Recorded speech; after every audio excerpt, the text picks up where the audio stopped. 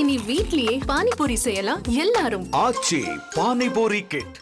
பட்டியலின மக்கள் வசிக்கும் பகுதியில் பெரம்பலூர் வேப்பன்தட்டை மாரியம்மன் கோவில் தேர் செல்ல முடியுமா என்ற ஒரு கேள்வியை எழுப்பி இது தொடர்பான அறிக்கையை அளிக்க சென்னை உயர்நீதிமன்றம் உத்தரவு ஒன்றை பிறப்பித்திருக்கிறது. இது தொடர்பான கூடுதல் விவரங்களை வழங்க இணைகிறார் எமது செய்தியாளர் சுரேஷ்.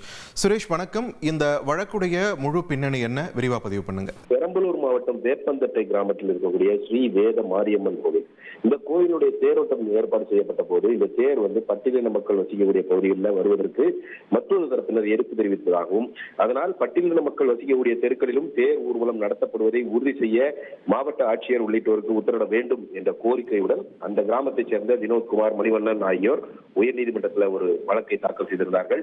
இந்த வழக்கு நீதிபதி வேல்முருகன் இன்றைக்கு விசாரணைக்கு வந்தது. அப்போது குறிப்பிட்ட அந்த தெருக்கள் எல்லாமே குறுகலாக இருக்கிற காரணத்தினால்தான் தேர் அந்த தெருக்களில் செல்வது சிக்கலாக இருப்பதாக அரசு தரப்பில் ஆஜரான கூடுதல் தலைமை வழக்கறிஞர் ரவீந்திரன் தெரிவித்தார்.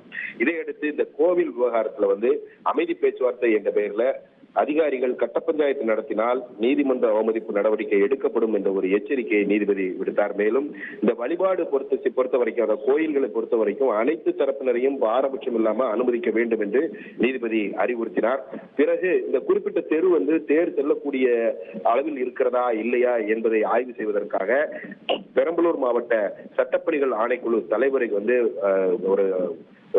ஒரு அதிகாரியாக நியமித்து இந்த சாலையினுடைய அகலம் எவ்வளவு, அந்த தேரினுடைய நீள அகலம் எவ்வளவு, இதெல்லாம் ஆய்வு செய்து அந்த தெருவில் தேர் செல்வதற்கான வசதிகள் இருக்கிறதா என்பது குறித்து விரிவான அறிக்கையை தாக்கல் செய்யும்படி பெரம்பலூர் மாவட்ட சட்டப்பணிகள் ஆணைக்குழு தலைவருக்கு உத்தரவிட்டு இந்த வழக்கினுடைய விசாரணையை ஜூலை 8ஆம் தேதிக்கு நீதிபதி வேல்முருகன் தள்ளி வைத்திருக்கிறார்.